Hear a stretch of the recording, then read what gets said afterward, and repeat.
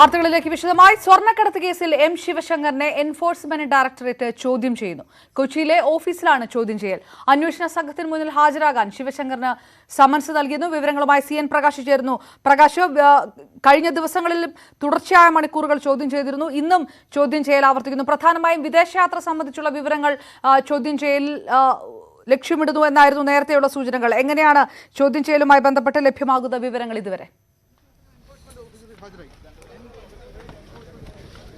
തീർച്ചയായും മുഖ്യമന്ത്രിയുടെ മുൻ പ്രിൻസിപ്പൽ സെക്രട്ടറി എം ശിവശങ്കറിനെ എൻഫോഴ്സ്മെന്റ് ഡയറക്ടറേറ്റ് കൊച്ചിയിൽ ചോദ്യം ചെയ്യുകയാണ്. ഉച്ചകഴിഞ്ഞ് 3 മണിക്ക് ആരംഭിച്ച ചോദ്യം ചെയ്യലാണ് ഇപ്പോഴും തുടരുന്നത്. നേരത്തെ നമുക്കറിയാം NIAയും അതുപോലെ തന്നെ കസ്റ്റംസും ഇതുമായി ബന്ധപ്പെട്ട കാര്യങ്ങളിൽ ശിവശങ്കറിൽ നിന്ന് ചോദ്യം ചെയ്യുകയുണ്ടായി. മണിക്കൂറുകൾ നീണ്ട ചോദ്യം ചെയ്യലാണ് 2 ദിവസം നീണ്ടുനിന്ന NIA നടത്തിയത്. NIA പ്രധാനമായും തീവ്രവാദ ബന്ധമടക്കമുള്ള കാര്യങ്ങളാണ് അന്വേഷിക്കുന്നത് എങ്കിൽ ഹവാല ഇടപാട് അടക്കമുള്ള കാര്യങ്ങളാണ് പ്രധാനമായും പണത്തിന്റെ സ്രോതസ് അടക്കമുള്ള കാര്യങ്ങൾ, സ്വപ്നയുടെ ലൈഫ് മിഷൻ പദ്ധതിയുമായി ബന്ധപ്പെട്ട് അവർക്ക് കിട്ടിയ കമ്മീഷൻ അടക്കമുള്ള കാര്യങ്ങൾ, ഒപ്പം ചാർട്ടേഡ് അക്കൗണ്ടിനെ പരിചയപ്പെടുത്തിക്കൊണ്ട് തിരുവനന്തപുരത്ത് തുടങ്ങിയ ബാങ്ക് ലോക്കറിൽ നിന്നും 1 കോടി രൂപയും 1 കിലോ സ്വർണവും പിടിച്ചെടുത്ത അടക്കമുള്ള കാര്യങ്ങളുണ്ട്. ഈ ചാർട്ടേഡ് അക്കൗണ്ടിനെ പരിചയപ്പെടുത്തിയതും ലോക്കർ തുടങ്ങാൻ വേണ്ടിയുള്ള പരിചയപ്പെടുത്തൽ ഉണ്ടായതും ശിവശങ്കറാണ് സ്വപ്നയ്ക്ക് അതുമായി ബന്ധപ്പെട്ട സഹായങ്ങൾ നൽകിയത്. ഇതുമായി ബന്ധപ്പെട്ട് സ്വപ്ന വളരെ കൃത്യമായി തന്നെ കാര്യങ്ങൾ എൻഫോഴ്സ്മെന്റിനോട് വിശദീകരിച്ചിട്ടുണ്ട്. അതുമായി ബന്ധപ്പെട്ട കാര്യങ്ങളാണ് ശിവശങ്കറിൽ നിന്നും ഇപ്പോൾ ചോദിച്ചറിയുന്നത്. ഏതാണ്ട് 1.5 മണിക്കൂർ കഴിഞ്ഞിരിക്കുന്നു ചോദ്യം ചെയ്യൽ. ഈ പ്രധാനമായും പണമിടപാട്, ഹവാല ഇടപാട് അടക്കമുള്ള കാര്യങ്ങൾ ശിവശങ്കറിന് ബോധ്യമുണ്ടായിരുന്നു, നേരത്തെ അറിവുണ്ടായിരുന്നു എന്നടക്കമുള്ള കാര്യങ്ങളാണ് എൻഫോഴ്സ്മെന്റ് ചോദിച്ചറിയുന്നത്. സ്വർണ്ണക്കടത്ത് കേസിൽ അന്വേഷണം എൻഫോഴ്സ്മെന്റ് ഡയറക്ടറേറ്റ് ചോദ്യം ചെയ്യൽ തുടരുന്നു. പൂജപ്പുര സെൻട്രൽ ജയിലിൽ 53 പേർക്ക് കൂടി കോവിഡ്. തടവുകാർക്ക് പുറമെ മെഡിക്കൽ ഓഫീസർക്കും 2 ജീവനക്കാർക്കും രോഗം സ്ഥിരീകരിച്ചിട്ടുണ്ട്. വിവരങ്ങളുമായി SS ശരൺ ചേർന്നു. ശരൺ, കഴിഞ്ഞ ദിവസങ്ങളിലും പൂജപ്പുര ജയിലിൽ കോവിഡ് സ്ഥിരീകരിക്കുകയായിരുന്നു. വലിയ രീതിയിലുള്ള രോഗവ്യാപനമാണ് ഇപ്പോൾ റിപ്പോർട്ട് ചെയ്യപ്പെട്ടിരിക്കുന്നത്. എന്ത് നടപടിയിലേക്കാണ് അടിയന്തരമായി കടക്കുന്നത്? പൂജപ്പുര സെൻട്രൽ ജയിലിലെ രോഗവ്യാപനം തീവ്രമായി തന്നെ തുടരുകയാണ്. കഴിഞ്ഞ ദിവസങ്ങളിലെല്ലാം ഇത്തരത്തിലൊരു രോഗവ്യാപനം ശ്രദ്ധയിൽപ്പെടുകയും അത് തീവ്രമായി തന്നെ തുടർന്നുകൊണ്ടിരിക്കുന്ന ഒരു സാഹചര്യം ഉണ്ടാകുകയും ചെയ്തിരുന്നു. ഇതിന് പിന്നാലെയാണ് ഇന്ന് മാത്രം 53 പേർക്ക് രോഗം സ്ഥിരീകരിച്ചിരിക്കുന്നത്. അതിൽ 50 പേരും തടവുകാരാണ്. 2 ഉദ്യോഗസ്ഥർക്ക് സ്ഥിരീകരിച്ചിട്ടുണ്ട്. ഇതോടൊപ്പം തന്നെ ഒരു മെഡിക്കൽ ഓഫീസറിനും രോഗം സ്ഥിരീകരിക്കുകയും ചെയ്തിട്ടുണ്ട്. കഴിഞ്ഞ ദിവസങ്ങളിൽ തടവുകാർക്ക് മാത്രമാണ് രോഗം സ്ഥിരീകരിക്കുന്ന സാഹചര്യം ഉണ്ടായിരുന്നതെങ്കിൽ ഇപ്പോൾ അത് ജീവനക്കാർക്കും ഒപ്പം തന്നെ മെഡിക്കൽ ഓഫീസറിനും രോഗം സ്ഥിരീകരിക്കുന്നത് അതീവ ഗൗരവതരമായ വിഷയമായി മാറുകയും ചെയ്യുന്നുണ്ട്. ഏതായാലും ഈ ജയിലിൽ ക്ലസ്റ്റർ രൂപപ്പെട്ടു വരുന്നുണ്ടോ എന്ന് പോലും സംശയിക്കേണ്ടിയിരിക്കുന്നു. കാരണം ആ രീതിയിലാണ് രോഗവ്യാപനം തീവ്രമായി തുടർന്നുകൊണ്ടിരിക്കുന്നത്. ഇന്നലെ മാത്രം 63 തടവുകാർക്ക് രോഗം സ്ഥിരീകരിക്കുന്ന സാഹചര്യം ഉണ്ടായിരുന്നു. കഴിഞ്ഞ 5 ദിവസത്തെ കണക്കെടുക്കുകയാണെന്നുണ്ടെങ്കിൽ രോഗം സ്ഥിരീകരിച്ച പൂജപ്പുര സെൻട്രൽ ജയിലിൽ മാത്രം രോഗം സ്ഥിരീകരിച്ച തടവുകാരുടെ എണ്ണം 143 മാറിയെന്ന് 234 മാറിയെന്നുള്ളതും എടുത്തു പറയേണ്ടിയിരിക്കുന്നു. മറ്റൊരു പ്രധാനപ്പെട്ട കാര്യം എടുത്തു പറയാനുള്ളത്, കാരണം നേരത്തെ നമ്മൾ ഈ ജയിൽ അധികൃതരുമായി സംസാരിച്ചപ്പോൾ മനസ്സിലാക്കാൻ സാധിക്കുന്നത് വലിയ ആശങ്കയാണ് ഇപ്പോഴും ജയിലിൽ നിലനിൽക്കുന്നത്. കാരണം ഇതിനകം 500ഓളം തടവുകാരെ മാത്രമേ പരിശോധിച്ചിട്ടുള്ളൂ. ഇനിയും 650ഓളം തടവുകാരെ പരിശോധിക്കാനുണ്ട്. അതുകൊണ്ട് തന്നെ കൂടുതൽ തടവുകാർക്ക് രോഗം സ്ഥിരീകരിക്കുമോ എന്നുള്ള വലിയ ആശങ്കയും വിശദാംശങ്ങൾ നൽകിയത്. സംസ്ഥാനത്ത് കോവിഡ് ചികിത്സയിലായിരുന്ന 4 പേർ കൂടി മരിച്ചു. തിരുവനന്തപുരം വെഞ്ഞാറമൂട് സ്വദേശി അബ്ദുൾ ബഷീർ, തിരുവല്ല സ്വദേശി മാത്യു, വടകര സ്വദേശി മോഹനൻ, ബേപ്പൂർ സ്വദേശി രാജലക്ഷ്മി എന്നിവരാണ് മരിച്ചത്. മാത്യു കോട്ടയം മെഡിക്കൽ കോളേജിൽ ചികിത്സയിലായിരുന്നു. കോഴിക്കോട് മെഡിക്കൽ കോളേജിൽ ചികിത്സയിലിരിക്കെയായിരുന്നു മോഹനന്റെയും രാജലക്ഷ്മിയുടെയും മരണം. ലോക്ഡൌൺ പിൻവലിച്ചതോടെ തിരുവനന്തപുരം നഗരം സാധാരണ നിലയിലായി. മാളുകളും സൂപ്പർ മാർക്കറ്റുകളും അടക്കം നഗരത്തിലെ മുഴുവൻ കടകൾക്കും രാവിലെ 7 മുതൽ വൈകിട്ട് 7 വരെയാണ് തുറന്ന് പ്രവർത്തിക്കാൻ അനുമതിയുള്ളത്. രോഗവ്യാപനം തീവ്രമായതിനെ തുടർന്ന് തിരുവനന്തപുരം നഗരത്തിൽ ഏർപ്പെടുത്തിയിരുന്ന ലോക്ഡൌൺ 1 മാസം പിന്നിട്ട സാഹചര്യത്തിലാണ് നിയന്ത്രണങ്ങൾ പിൻവലിച്ചത്. നഗരത്തിലെ മുഴുവൻ കടകളും തുറന്ന് പ്രവർത്തിച്ചു തുടങ്ങി. മോളുകളും ബാർബർ ഷോപ്പുകളും ഹൈപ്പർ മാർക്കറ്റുകളും ജില്ലാ ഭരണകൂടം ഏർപ്പെടുത്തിയ നിബന്ധനകളോടെയാണ് തുറന്നു പ്രവർത്തിക്കുന്നത്. ഈ സ്ഥാപനങ്ങൾ കോവിഡ് പ്രോട്ടോകോൾ ലംഘിക്കുന്ന പക്ഷം കടുത്ത നടപടിയുണ്ടാകും. 2 ആഴ്ച മുൻപ് ഇളവുകൾ നിലവിൽ വന്നിരുന്നുവെങ്കിലും ബാറുകളും ബിയർ പാർലറുകളും അടഞ്ഞുകിടക്കുകയായിരുന്നു. എന്നാൽ പുതിയ ഉത്തരവിനെ തുടർന്ന് ബാറുകളുടെയും ബിയർ പാർലറുകളുടെയും പ്രവർത്തനം പുനരാരംഭിച്ചു. പാഴ്സൽ മാത്രമാണ് ഇവിടങ്ങളിൽ ലഭ്യമാവുക. ഹോട്ടലുകളിലും റെസ്റ്റോറൻറ്റുകളിലും ഓൺലൈൻ സർവീസ് രാത്രി 9 വരെ ലഭ്യമാണ്. നഗരത്തിൽ KSRTC ബസ്സുകളും സർവീസ് പുനരാരംഭിച്ചു. ചാല, പാളയം മാർക്കറ്റുകളിൽ 50% കടകൾക്കാണ് തുറന്നു പ്രവർത്തിക്കാൻ അനുമതി. അതേസമയം കണ്ടെയ്ൻമെന്റ് സോണുകളിൽ കർശന നിയന്ത്രണങ്ങൾ തുടരും. ലോക്ക്ഡൌൺ പിൻവലിച്ച സാഹചര്യത്തിൽ ആളുകൾ കോവിഡ് പ്രോട്ടോകോൾ പാലിക്കുന്നുണ്ടോ എന്ന് ഉറപ്പുവരുത്താൻ പോലീസ് നിരീക്ഷണവും ശക്തമാക്കിയിട്ടുണ്ട്. ന്യൂസ് 18 തിരുവനന്തപുരം. സംസ്ഥാന സർക്കാർ ജീവനക്കാർക്കും പെൻഷൻകാർക്കും ബോണസും പ്രത്യേക ഉത്സവ ഭത്തയും അനുവദിച്ച് ഉത്തരവിറങ്ങി. നിബന്ധനകൾക്ക് വിധേയമായാണ് തുക അനുവദിച്ചിരിക്കുന്നത്. ഫുൾ ടൈം കണ്ടിജന്റ് ജീവനക്കാർക്കും മറ്റ് വിഭാഗങ്ങളിലുള്ളവർക്കും അടക്കമാണ് ഇത്. ഇതര സംസ്ഥാനങ്ങളിലെ പ്രധാന നഗരങ്ങളിലേക്ക് KSRTC ഓണം സ്പെഷ്യൽ സർവീസ് നടത്തുമെന്ന് മന്ത്രി AK ശശീന്ദ്രൻ. റിസർവേഷൻ സൗകര്യത്തോടെയാവും സർവീസുകൾ. പൂർണ്ണമായും കോവിഡ് പ്രോട്ടോകോൾ പാലിച്ചുകൊണ്ടാകും സർവീസുകളെന്നും മന്ത്രി പറഞ്ഞു. യാത്രക്ക് മുമ്പ് കേരളത്തിലേക്കുള്ള യാത്രാ പാസ് കരുതേണ്ടതുമാണ്, ആവശ്യപ്പെട്ടാൽ ഹാജരാക്കേണ്ടതുമാണ്. യാത്രക്കാർ മാസ്ക് ധരിക്കുക, സാനിറ്റൈസർ ഉപയോഗിക്കുക തുടങ്ങിയ നിയന്ത്രണങ്ങൾ പാലിക്കുമെന്ന് ഉറപ്പാക്കേണ്ടതാണ്. രാജ്യത്ത് കോവിഡ് ബാധിതർ 25 ലക്ഷം കടന്നു. മരണം 50,000-ലേക്ക് അടുക്കുകയാണ്. 24 മണിക്കൂറിനിടെ 65,002 പേർക്കാണ് കോവിഡ് സ്ഥിരീകരിച്ചത്. 996 പേർ മരിച്ചു. ഇതോടെ ആകെ രോഗബാധിതർ 25,26,193 ഇതുവരെ 49,036 പേർ മരിച്ചു. കോവിഡ് ബാധിച്ച് ചികിത്സയിൽ കഴിയുന്ന സംഗീതജ്ഞൻ SP ബാലസുബ്രഹ്മണ്യത്തിന്റെ ആരോഗ്യനില തൃപ്തികരം. ചെന്നൈയിലെ MGM ഹെൽത്ത് കെയർ പുറത്തിറക്കിയ മെഡിക്കൽ ബുള്ളറ്റിനിലാണ് ആരോഗ്യനില തൃപ്തികരമെന്ന് അറിയിച്ചത്. തീവ്രപരിചരണ വിഭാഗത്തിൽ തുടരുകയാണ് SPB.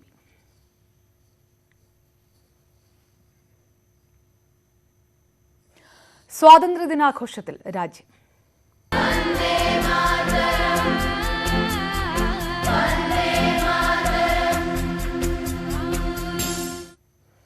എഴുപത്തിനാലാമത് സ്വാതന്ത്ര്യദിനം ആഘോഷിച്ച രാജ്യം. ചെങ്കോട്ടയിൽ പ്രധാനമന്ത്രി നരേന്ദ്രമോദി ദേശീയ പതാക ഉയർത്തി.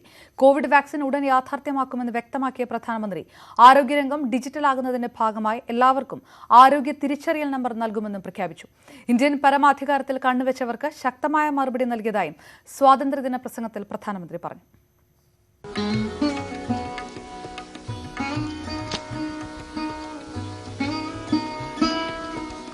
രാഷ്ട്രപിതാവ് മഹാത്മാഗാന്ധിയുടെ സമാധി സ്ഥലമായ രാജ്ഘട്ടിൽ പുഷ്പാർച്ചന നടത്തിയ ശേഷമാണ് പ്രധാനമന്ത്രി ചെങ്കോട്ടയിലെത്തിയത്.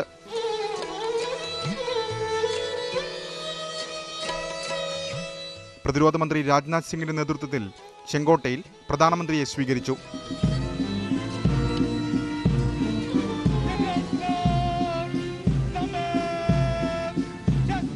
തുടർന്ന് ഗാർഡ് ഓഫ് ഓണർ സ്വീകരിച്ച ശേഷം പ്രധാനമന്ത്രി ദേശീയ പതാക ഉയർത്തി.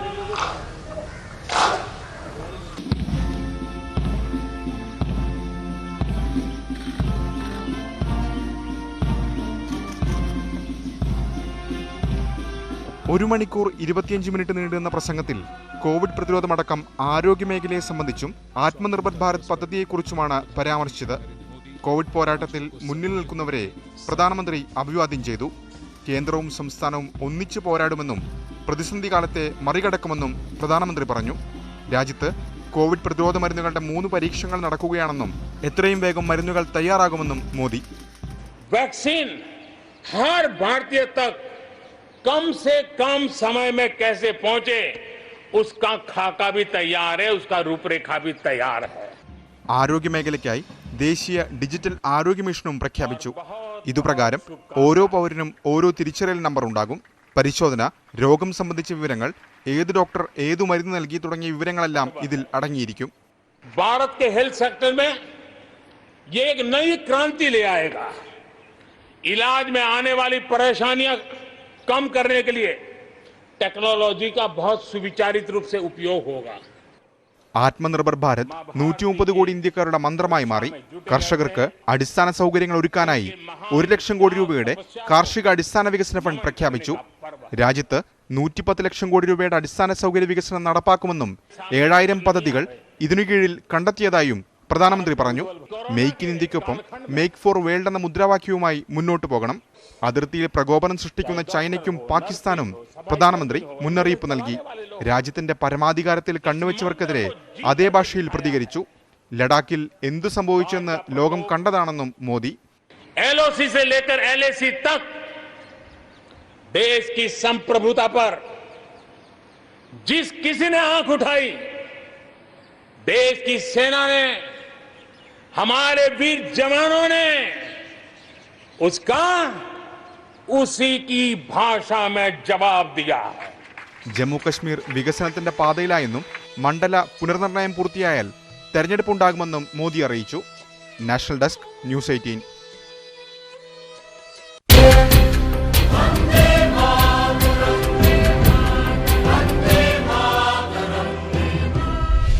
എവിടെ നിർഭയമാകുന്നു മാനസം, അവിടെ നിൽക്കുന്നു ശീർഷം സമുന്നതം.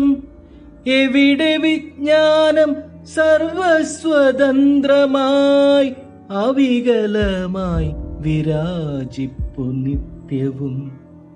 മുക്തിതന്റെയാ ദൈവരാജ്യത്തിലേക്കെന്റെ നാടൊന്നുണരണേ ദൈവമേ, എന്റെ നാടൊന്നുണരണേ ദൈവമേ.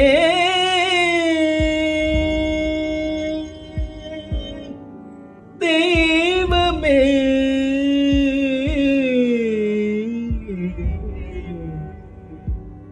ദൈവമേ.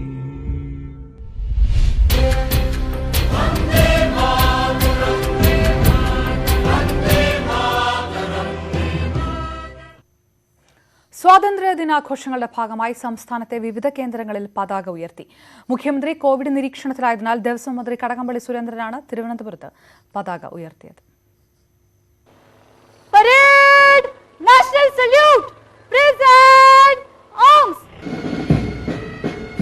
തിരുവനന്തപുരം സെൻട്രൽ സ്റ്റേഡിയത്തിൽ മന്ത്രി കടകംപള്ളി സുരേന്ദ്രൻ രാവിലെ 9 മണിക്ക് പതാക ഉയർത്തി അഭിവാദ്യം സ്വീകരിച്ചു. കോവിഡിനെ അതിജീവിക്കാനുള്ള പോരാട്ടമാണ് നടക്കുന്നതെന്നും കൂടുതൽ ജാഗ്രത പുലർത്തണമെന്നും സ്വാതന്ത്ര്യദിന സന്ദേശത്തിൽ കടകംപള്ളി സുരേന്ദ്രൻ പറഞ്ഞു. നമ്മുടെ ദൈനംദിന ജീവിതത്തെയാകെ ഈ മഹാമാരി പ്രയാസത്തിലാക്കിയിട്ടുണ്ട്. രോഗം വരാതിരിക്കാനും മറ്റുള്ളവർക്ക് പകരാതിരിക്കാനും എല്ലാവരും അതീവ ജാഗ്രത ഇനിയും തുടർന്നേ പറ്റൂ. കാസർഗോഡ് മന്ത്രി ഇ ചന്ദ്രശേഖരനും ഇടുക്കിയിൽ മന്ത്രി MM മണിയും കോട്ടയത്ത് മന്ത്രി പി തിലോത്തമനും പതാക ഉയർത്തി.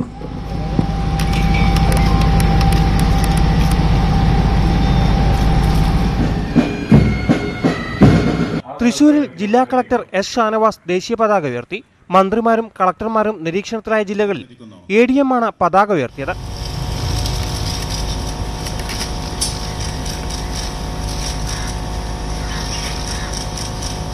പത്തനംതിട്ടയിൽ മാർത്തോമാ സഭ വലിയ മെത്രാപ്പൊലീത്ത മാർ ഫിലിപ്പോസ് ക്രിസോസ്റ്റവും സ്വാതന്ത്ര്യദിനാഘോഷത്തിന് തുടക്കം കുറിച്ചു. കോവിഡ് പശ്ചാത്തലത്തിൽ മിക്കയിടങ്ങളിലും മാർച്ച് പാസ്റ്റും ഗാർഡ് ഓഫ് ഓണറും ഒഴിവാക്കിയിരുന്നു. വിവിധ ബ്യൂറോകൾക്കൊപ്പം ന്യൂസ് ഡെസ്ക്, ന്യൂസ് 18. 103-ാം വയസ്സിലും അവശതകൾ മറന്ന് സ്വാതന്ത്ര്യ ദിനാഘോഷത്തിൽ പങ്കെടുത്ത് നർമ്മത്തിന്റെ തമ്പുരാൻ ഫിലിപ്പോസ് മാർ ക്രിസോസ്റ്റം വലിയ മെത്രാപ്പൊലീത്ത. തിരുവല്ല കുമ്പനാട് സ്വകാര്യ ആശുപത്രി അങ്കണത്തിൽ നടന്ന സ്വാതന്ത്ര്യ ദിനാഘോഷമാണ് മെത്രാപ്പൊലീത്തയുടെ സാന്നിധ്യം കൊണ്ട് ശ്രദ്ധേയമായത്. പ്രായത്തിന്റെ അവശതകൾ ഏറെയുണ്ട് വലിയ മെത്രാപ്പൊലീത്തയ്ക്ക്. എങ്കിലും രാജ്യത്തിന്റെ 74-ാം സ്വാതന്ത്ര്യദിനാഘോഷത്തിൽ പങ്കെടുക്കണമെന്ന ആഗ്രഹം അദ്ദേഹം സഭാ അധികൃതരെ അറിയിച്ചതോടെയാണ് ആശുപത്രി അങ്കണത്തിൽ ഇതിനുള്ള ക്രമീകരണങ്ങൾ ഒരുക്കിയത്. രാവിലെ 9 മണിക്ക് വീൽചെയറിലെത്തിയ വലിയ മെത്രാപ്പൊലീത്ത പതാക ഉയർത്തി. സല്യൂട്ട് നൽകി മൺമറഞ്ഞ രാജ്യസ്നേഹികളെ സ്മരിച്ചു.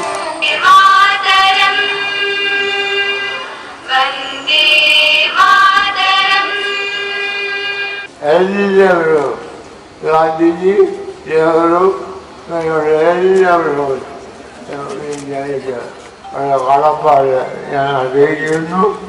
നർമ്മഭാഷണത്തിന് പേരുകേട്ടയാളാണ് മാർ ക്രിസോസ്റ്റം. ശാരീരിക അവശതകൾ കാരണം കഴിഞ്ഞ 1 വർഷമായി പൊതുപരിപാടികൾ ഒഴിവാക്കിയിരിക്കുകയായിരുന്നു. വലിയ മെത്രാപ്പൊലീത്ത സ്വാതന്ത്ര്യദിനാഘോഷത്തിൽ പങ്കെടുത്തതിലുള്ള സന്തോഷം സഭാ അധികൃതരും ആശുപത്രി അധികൃതരും മധുരം നൽകിയാണ് പങ്കുവച്ചത്. ന്യൂസ് 18 പത്തനംതിട്ട. കരിപ്പൂർ വിമാനത്താവളത്തിലെ സുരക്ഷാ വീഴ്ച ചൂണ്ടിക്കാട്ടിയുള്ള കത്ത് ന്യൂസ് 18 കിട്ടി.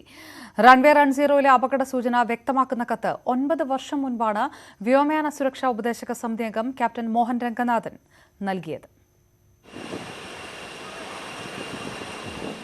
മംഗളൂരു അപകടത്തിന് ശേഷം കേന്ദ്ര സർക്കാർ നിയോഗിച്ച വ്യോമയാന സുരക്ഷാ ഉപദേശക സമിതി അംഗവും മുൻ ക്യാപ്റ്റനുമായ മോഹൻ രംഗനാഥൻ 2011 ജൂൺ 17-ന് civil aviation director general Bharat ഭൂഷണും വ്യോമയാന സെക്രട്ടറി നസീം സെയ്ദയ്ക്കും അയച്ച കത്താണിത്. 9 വർഷം മുമ്പ് തന്നെ കരിപ്പൂരിലെ റൺവേ 10-ന്റെ സുരക്ഷാ വീഴ്ച ചൂണ്ടിക്കാട്ടിയിരുന്നു എന്ന് വ്യക്തം. സുരക്ഷാ വീഴ്ചയുടെ തെളിവുകളും ചിത്രങ്ങളും അടങ്ങുന്നതായിരുന്നു കത്ത്. കരിപ്പൂരിലെ ന്യൂനതകൾ ഇനി പറയുന്നതാണ്. റൺവേ 10ന്റെ അവസാനം കുത്തനെ താഴ്ചയാണ്. Runway 28 runway 10ന്റെ എതിർദിശയിലും. കരിപ്പൂരിൽ കൂടുതൽ വിമാനങ്ങൾ ഇറങ്ങുന്നത് റൺവേ 28ലാണ്. ഇതുമൂലം റൺവേ 10ൽ വൻതോതിൽ റബ്ബർ അടിഞ്ഞുകൂടുന്നു. കൃത്യമായി ഇടവേളകളിൽ റബ്ബർ നീക്കം ചെയ്യാറില്ല. റൺവേയുടെ നിലവാരം സംബന്ധിച്ച പരിശോധനയും കൃത്യമായി നടക്കുന്നില്ല. മഴയുള്ളപ്പോൾ ലാൻഡ് ചെയ്യുന്ന വിമാനത്തിന്റെ ബ്രേക്കിംഗ് സംവിധാനം ഫലപ്രദമായി പ്രവർത്തിക്കാറില്ലെന്നും കത്ത് ചൂണ്ടിക്കാട്ടുന്നു. മഴക്കാലത്ത് കാറ്റിന്റെ ദിശ പടിഞ്ഞാറ് നിന്നായതിനാൽ റൺവേ 10ൽ ഇറങ്ങുമ്പോൾ വിമാനത്തിന്റെ പിന്നിൽ നിന്നുമാണ് കാറ്റ് വീശുന്നത്. ഇത് അപകട സാധ്യത ഉയർത്തുന്നു. റൺവേയോട് ചേർന്ന് വേണ്ടത്ര ചതുപ്പ് നിലമുള്ള ഏരിയ ഇല്ലാത്തതിന്റെ അഭാവവും ക്യാപ്റ്റൻ മോഹൻ രംഗനാഥൻ ചൂണ്ടിക്കാട്ടുന്നു. ചില അറ്റകുറ്റപ്പണികൾ നടന്നതായാണ് അറിവെന്ന് EK ഭരത്ഭൂഷൺ പ്രതികരിച്ചു. കെസാക്ക് കാലിക്കറ്റ് എയർപോർട്ടിൽ ഇല്ല എന്നുള്ള കാര്യമാണ്. അത് വളരെ ശരിയാണത്. റീസ ഇല്ലായിരുന്നു അന്ന്. അപ്പൊ അതിനുശേഷമുള്ള കാലഘട്ടത്തിൽ ഈ 9 വർഷം മുമ്പാണല്ലോ ഈ കത്ത് വന്നത്. ഈ റീസ അവിടെ ഇൻസ്റ്റിറ്റ്യൂട്ട് ചെയ്തിട്ടുണ്ട്. ശുപാർശകൾ അധികൃതർ ഗൗരവമായി എടുത്തില്ലെന്ന് ക്യാപ്റ്റൻ മോഹൻ രംഗനാഥൻ കുറ്റപ്പെടുത്തി. They have not done anything other than cover that sort of a pit which had the concrete structure for the localizer. Beyond that, they've not done anything in Calicut. Even the rubber removal which they do is not with a modern equipment, it is with an outdated equipment. August 7 നടന്ന കരിപ്പൂർ വിമാന ദുരന്തത്തിൽ 18 ജീവനുകളാണ് നഷ്ടമായത്. 9 വർഷം മുമ്പ് നൽകിയ കത്ത് പുറത്തുവരുമ്പോൾ മുന്നറിയിപ്പ് അവഗണിച്ചതാരെ, സുരക്ഷാ വീഴ്ചയ്ക്ക് ഉത്തരവാദിയാര് എന്നീ ചോദ്യങ്ങളാണ് ഉയരുന്നതും. ആഗസ്റ്റ് 7 നടന്ന കരിപ്പൂർ ദുരന്തത്തിൽ 18 ജീവനുകളാണ് പൊളിഞ്ഞത്. 9 വർഷം മുമ്പുള്ള മുന്നറിയിപ്പ് കത്ത് പുറത്തു വരുമ്പോൾ സുരക്ഷാ വീഴ്ചയ്ക്ക് ഉത്തരവാദിയാര്, ഈ കത്ത് അവഗണിച്ചതാര് എന്നീ ചോദ്യങ്ങളാണ് പ്രസക്തം. കൊച്ചിയിൽ നിന്നും CN പ്രകാശ്, ന്യൂസ് 18. ഒഡീഷ മുഖ്യമന്ത്രി നവീൻ പട്നായിക്കിന്റെ പ്രൈവറ്റ് സെക്രട്ടറി VK പാണ്ഡ്യൻ ഡ്രൈവറുടെ റോളിൽ. സംസ്ഥാനത്തെ ഏറ്റവും അധികാരമുള്ള IAS ഉദ്യോഗസ്ഥനായ VK പാണ്ഡ്യനാണ് സ്വാതന്ത്ര്യദിനത്തിൽ മുഖ്യമന്ത്രിയെ വീട്ടിൽ നിന്ന് പരേഡ് ഗ്രൗണ്ടിൽ എത്തിച്ചത്.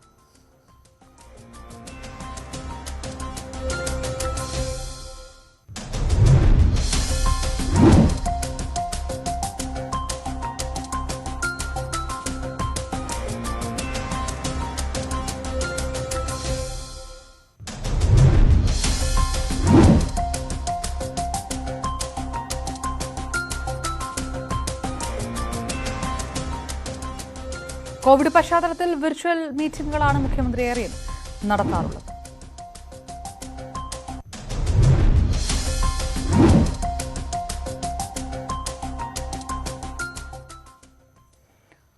അപൂർവ ജനിതക രോഗമായ ലൈസോസോമൽ സ്റ്റോറേജ് ഡിസോർഡർ ബാധിച്ച കുട്ടികൾക്ക് ചികിത്സയ്ക്ക് പണം കണ്ടെത്താൻ ഹൈക്കോടതി നിർദ്ദേശപ്രകാരം സംസ്ഥാന സർക്കാർ പ്രത്യേക അക്കൗണ്ട് ആരംഭിച്ചു. പൊതുജനങ്ങൾ, സർക്കാർ ഇതര സ്ഥാപനങ്ങൾ, സംഘടനകൾ എന്നിവരിൽ നിന്ന് സംഭാവനകൾ സ്വീകരിച്ച് രോഗബാധിതരായ കുഞ്ഞുങ്ങൾക്ക് പണം കണ്ടെത്താനാണ് ഹൈക്കോടതിയുടെ ശ്രമം. ലൈസോസോമൽ സ്റ്റോറേജ് ഡിസോർഡർ ബാധിച്ച 36 കുട്ടികളാണ് സംസ്ഥാനത്തുള്ളത്. കോശങ്ങളിലെ ലൈസോസോം എൻസൈം ഇല്ലാതായി കോശങ്ങൾ ദ്രവിച്ചു പോകുന്നതാണ് ഈ അസുഖം. ചികിത്സ ലഭിച്ചില്ലെങ്കിൽ കുട്ടികൾ മരിക്കും. എന്നാൽ ഒരാളുടെ ചികിത്സയ്ക്ക് ശരീരഭാരമനുസരിച്ച് മാസം തോറും 1 ലക്ഷം രൂപ മുതൽ 15 ലക്ഷം രൂപ വരെ ചെലവാകും. ഏതാനും കുട്ടികൾക്ക് ഇപ്പോൾ മരുന്ന് കമ്പനികൾ സൗജന്യമായി മരുന്ന് നൽകുന്നുണ്ട്. ഇത് എത്ര കാലമുണ്ടാകുമെന്ന് ഉറപ്പില്ല. മറ്റു കുട്ടികൾ മരണത്തെ മുഖാമുഖം കാണുകയാണ്. ഇവിടെയാണ് കരുണയുള്ളവരുടെ സഹായം തേടുന്നത്. സ്റ്റേറ്റ് ബാങ്ക് ഓഫ് ഇന്ത്യയുടെ തിരുവനന്തപുരം സിറ്റി ശാഖയിലെ 3992992468 എന്ന അക്കൗണ്ടിൽ സംഭാവന ചെയ്യാം. IFC code SBIN 00700028. നിങ്ങൾ നൽകുന്ന ഓരോ രൂപയും ഒരു കുഞ്ഞിൻ്റെ ആയുസ് കൂട്ടി നൽകുമെന്ന് ഉറപ്പാണ്. ന്യൂസ് 18 കൊച്ചി. പ്രശസ്ത ഫോട്ടോഗ്രാഫർ പുനലൂർ രാജൻ അന്തരിച്ചു. കോഴിക്കോട് സ്വകാര്യ ആശുപത്രിയിൽ ഇന്ന് പുലർച്ചെയായിരുന്നു അന്ത്യം. സംസ്കാരം പൂർണ്ണ ഔദ്യോഗിക ബഹുമതികളോടെ നടന്നു. നിരവധി പ്രതിഭകളെ ബ്ലാക്ക് ആൻഡ് വൈറ്റ് ചിത്രങ്ങളിലൂടെ അടയാളപ്പെടുത്തിയ പ്രതിഭ. ആധുനിക സംവിധാനങ്ങളുടെ പിൻബലമില്ലാതെ പകർത്തിയ ചിത്രങ്ങളെല്ലാം ഒളിമങ്ങാതെയുണ്ട്. ഇതായിരുന്നു പ്രശസ്ത ഫോട്ടോഗ്രാഫർ പുനലൂർ രാജൻ. ഹൃദയസംബന്ധമായ അസുഖത്തെ തുടർന്ന് ഇന്നലെയാണ് ആശുപത്രിയിൽ പ്രവേശിപ്പിച്ചത്. ഇന്ന് പുലർച്ചെ 1:40 അന്ത്യം സംഭവിച്ചു. 81 വയസ്സായിരുന്നു. നല്ലൊരു സാമൂഹ്യ പ്രവർത്തകൻ, സൈലന്റ് ആയിരുന്നു. മറ്റുള്ള ഒരു കാര്യങ്ങളും ഇടപെടാതെ ഒറ്റയ്ക്ക് ഇങ്ങനെ പോയി വന്നുകൊണ്ടിരിക്കുന്ന ആളായിരുന്നു. പക്ഷേ സാമൂഹ്യ രംഗത്തൊക്കെ നല്ല പിടിപാടുള്ള നല്ലൊരു മഹൽ വ്യക്തിയായിരുന്നു. അദ്ദേഹത്തിന്റെ വേർപാട് നമ്മളൊക്കെ എല്ലാവർക്കും തന്നെ വലിയൊരു ആഘാതം സൃഷ്ടിക്കുന്ന ഒരു സംഭവം ആയിട്ടാണ് നമ്മൾ കണ്ടുകൊണ്ടിരിക്കുന്നത്. കൊല്ലം ജില്ലയിലെ ശൂരനാട് പുത്തൻവിളയിൽ ശ്രീധരന്റെയും ഈശ്വരിയുടെയും മകനായി 1939 ഓഗസ്റ്റിലായിരുന്നു ജനനം. പുനലൂർ ഹൈസ്കൂളിൽ പ്രാഥമിക പഠനം പൂർത്തിയാക്കി. മാവേലിക്കര രവിവർമ്മ സ്കൂളിൽ നിന്നും ഫൈൻ ആർട്സ് ഡിപ്ലോമ നേടി. 1963 കോഴിക്കോട് മെഡിക്കൽ കോളേജിൽ ആർട്ടിസ്റ്റ് ഫോട്ടോഗ്രാഫറായി എത്തിയതോടെ കോഴിക്കോട് അദ്ദേഹത്തിന്റെ ജീവിത തട്ടകമായി. കോഴിക്കോട്ടെ ജീവിതത്തിനിടയിൽ വൈക്കം മുഹമ്മദ് ബഷീറുമായി ബന്ധം സ്ഥാപിച്ചു. പിന്നീട് അദ്ദേഹത്തിന്റെ സന്തത സഹചാരിയുമായി. Thakazhi Joseph Mundassery, AKG EMS, Indrajit Gupta, SA Dange, C Achuthamenon തുടങ്ങിയവരുടെ അപൂർവ ചിത്രങ്ങൾ പകർത്തുവാനും അദ്ദേഹത്തിന് ഭാഗ്യമുണ്ടായി. സനോജ് സുരേന്ദ്രൻ, ന്യൂസ് 18 കോഴിക്കോട്. 2 നിമിഷം കൊണ്ട് നമ്മൾ ചെയ്യുന്ന അർത്ഥപൂർണമായ കാര്യങ്ങൾ വലിയ മാറ്റങ്ങൾക്ക് വഴിയൊരുക്കും. നമ്മുടെ സഹജീവികളുടെ ആരോഗ്യവും ജീവിതവും മെച്ചപ്പെടുത്താൻ ലക്ഷ്യമിടുകയാണ് നെസ്ലെയും നെറ്റ്വർക്ക് 18 ചേർന്നൊരുക്കുന്ന മാഗി ദേശ് കെ ലിയെ 2 മിനിറ്റ് എക് ഛോട്ടി സി കോശിഷ് ഉദ്യമത്തിലൂടെ. ചെറിയ ചൂടുകൾ വലിയ മാറ്റത്തിന് വഴിയൊരുക്കും. നമ്മുടേതായ രീതിയിൽ 2 മിനിറ്റ് മാറ്റിവെക്കാം, വലിയ മാറ്റത്തിന്റെ ഭാഗമാകാം.